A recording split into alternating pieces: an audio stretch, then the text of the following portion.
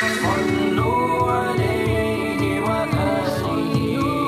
the gates of heaven so high and strong opens joyfully for the one called upon. And the angels sang, peace on you, welcome, and peace on him and his family. When Jibreel did fall to Muhammad rose, when no prophet nor angel may approach, so beloved to the beloved return, send peace on him and his family.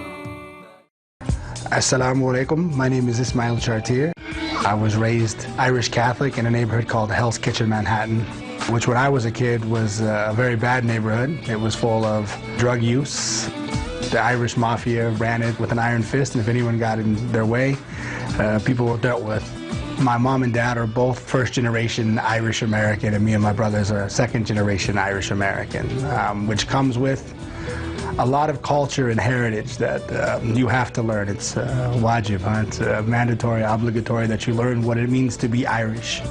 The culture, the dancing, the music, the hatred of the English occupation of Northern Ireland, especially when your family's from Belfast.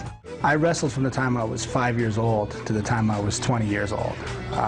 That's who I was. It was my identity. It was everything I was this. I was known as Brandon the Wrestler. That's who I was. I was a 4-time state wrestling champion. I was in university, at the University of Arizona, and I was on the wrestling team. And I got hurt really, really bad. I hurt my back, and I couldn't wrestle anymore. And I remember the day that the trainer and the coach brought me in to their office, and they said, you're finished, you can't do this anymore. And when I couldn't do that anymore, I didn't know who I was. And all I felt was pain and anger. And I wanted the world, not just a certain individual, but the world, to feel as much pain that I felt.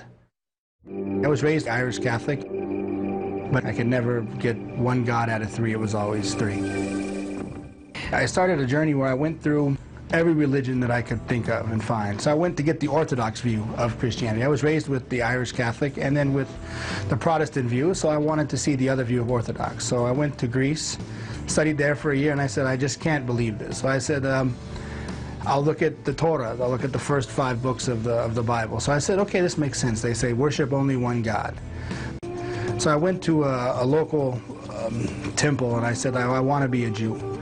And the rabbi, he said, is your mother Jewish? I said, no, my mom is not Jewish. And he said, are you going to marry a Jewish girl? And I said, well, if you have one, bring her out. We'll see what happens. You know, if we like each other, we'll see how it goes. He didn't like that. He asked me to leave.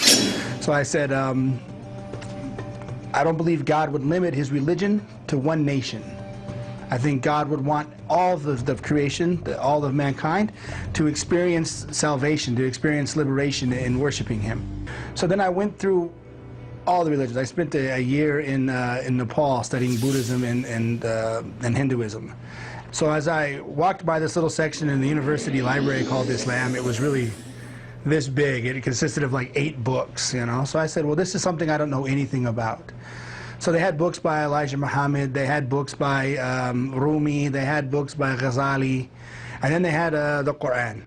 They had the Musaf in English. So I said, this is the book that Muslims follow. This is the book that they claim to follow. So I'm going to read this book. And I've based my decision about Islam on this book. I studied the Arabic language. I read the Quran. I came back to my wife. I looked at my wife and I said, I couldn't be a Christian anymore. I want to be a Muslim. I'm going to be a Muslim. I'm going to change my religion, and I'm going to start now. And she said, okay, whatever. She didn't believe that it would be a life-changing experience for me or for her. I think the #1 change she noticed right away was I had peace and tranquility within myself that I didn't have before. I love my wife. I still do love her. But I was still angry at everybody, so my temper was quick. You know, Irish people have a naturally quick temper. We're known for this internationally. And when I accepted Islam, that all went away. It was like all the weight of the world had been lifted off of me, And my wife saw this. She saw this tranquility and this peace had overtaken me. After a week of me being a Muslim, she noticed such a change in me that she became a Muslim. That she accepted Islam a week, like 7 days, 5 to 7 days after me, based on how much I had changed in that 5 to 7 days. You know, I was raised in Chicago, and I went to college in the city in Chicago, and I had no idea what Islam was. I saw hijabbed women, and I figured they were Buddhist. I had no idea, you know. Without a doubt, my best friend is my wife. There's not a thing that happens in my life on a day-to-day basis I don't share with her and express with her and want to get her opinion back on. You know, she's my best friend, my counselor. You know, if I have a problem, I go to her with it, and then she gives me her opinion, which is sunnah to Rasulullah sallallahu alaihi wasallam. At the Treaty of Hudaybiyah, he went to Salama and he asked her, the Sahaba weren't listening, so he went and asked her, what should I do? And she said, sacrifice and take off your ihram. And so he went and did it, and all the Sahaba did it too. So this is sunnah, to consult your wife and to ask her and to be like this. I 100% adore my children. They are, you know, 1/3 of my world, you know, so whenever I get a chance to roll around with them on the floor, or run with them, play with them at the park, or push them on a swing, or do anything, teach them something, anytime that I can have interaction with them, I try to rush to it and take as much advantage of it that time as I can, because they're only going to be 7 for a year. They're only going to be, and then they move up, they grow up, and then they have families of their own. So I try to take every opportunity I can to just learn from them how to be young again. Learn from them how to smile, you know, from the heart, not just smile from the face, but from the heart. So I truly adore my children.